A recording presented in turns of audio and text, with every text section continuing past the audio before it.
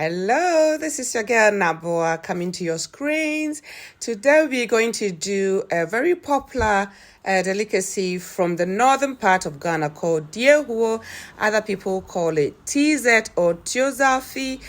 So we're just going to go through the process. It doesn't take too long at all. So you just take a cup of your cornmeal or your corn flour to 4 parts of the cassava flour. So I first of all mix my corn flour with 4 parts of water to make it very, very runny, and then you start stirring it on fire. So you need to stir it into a porridge consistency. It needs to be very, very light because you need to pour some away, and then you add it as you add your cassava flour. So you watch the way I am doing it. So this was the corn flour being turned into the porridge. So you first mix it with water, very, very, very runny, and then you start turning it on your fire. You don't have to leave it. If you leave, by the time you come back, it'll be very lumpy and it will be very difficult for you to do. So once you start this preparation, you don't leave it until you finish, and it doesn't take long at all to do. So that was me there stirring the porridge until it becomes very, very smooth, but runny at the same time. Once it starts to boil up, you see that you see some bubbles coming up on the top of the porridge. Then it's almost ready for you to add the cassava. So if you watch carefully, I will show you. This is how runny it's supposed to be, so that you can pour some on the side to add later on when your consistency becomes very, very thick. So you can see the bubbles forming on top of the porridge. So now it's ready for you to put some aside or pour some aside, and then start adding your cassava flour. So that's me showing you there how it's expected to be.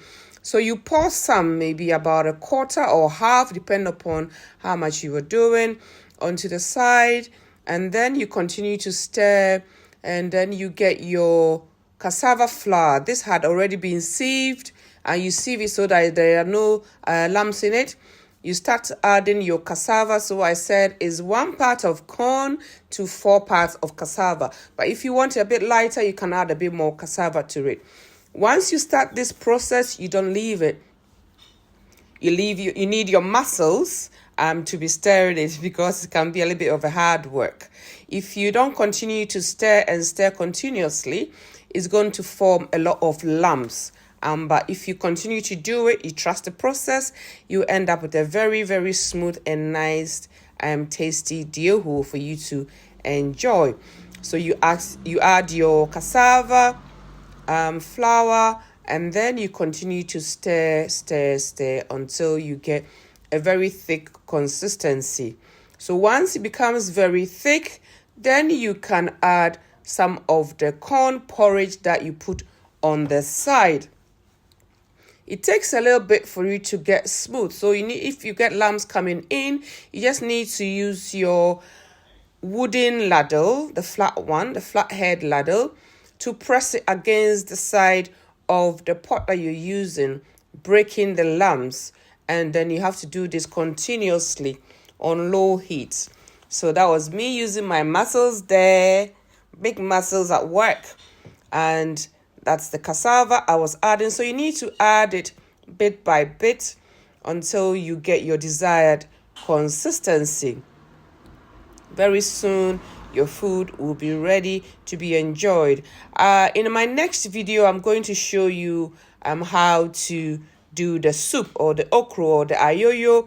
And even if you don't have the jute leaves or the ayoyo, there is something that you can use with your okra to achieve almost the same kind of draw soup you can use to eat your Diehuo and the sauce. So in my next video, I'm going to show you how to do the Diehuo soup and the sauce so that you can enjoy it fully. It takes quite a lot of time to do the Diehuo, the stew, and the soup. So I normally do the okra with the leaves, and the stew, and then the next day I can do the diehuo, or if I've got time, then I can stay in the kitchen and prepare it. But it takes a bit of time, so especially when you are doing for a bigger family or for a larger group. But if it's just you, I don't think it's going to take a lot of time to do. So you just need to trust the process. That's me trying to break all the lumps there, and then adding some of the corn porridge to my diehuo. So you just need to continue to stir and break the lumps, mix it on low to medium heat so that it doesn't also burn at the bottom. You clean the sides, add it to it, and you continue to stir. And when all the porridge has been added and you've cooked it for about 5 minutes, then you can get some cold water on the sides.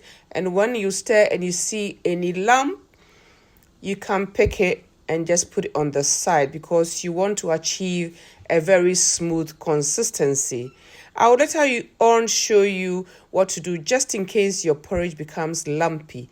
You can mix it with water to become runny and then sieve it so that all the lumps can come out and you use a very smooth porridge to start your diehuo.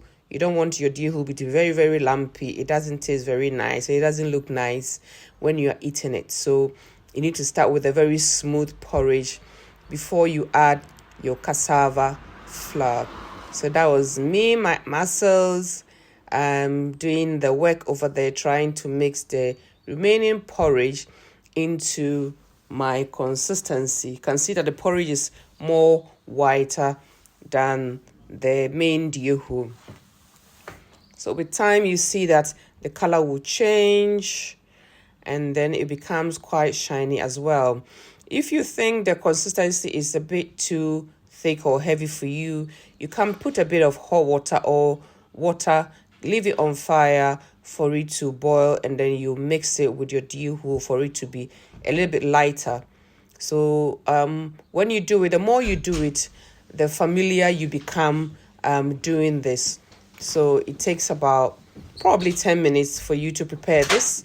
So I hope you're going to give it a try. If you have any comments, if you want any clarification, you can send me an email or leave a comment and I'll try as much as possible to reply to your comment. I hope you're going to like this. You're going to share it for others to see, and then we can all enjoy our food. I try to avoid using plastic, especially to put my hot food in it, because I don't think it's very healthy. So I used this, what is it called? Is it a cup? I used that to cut my food and put it in a bowl. Bye.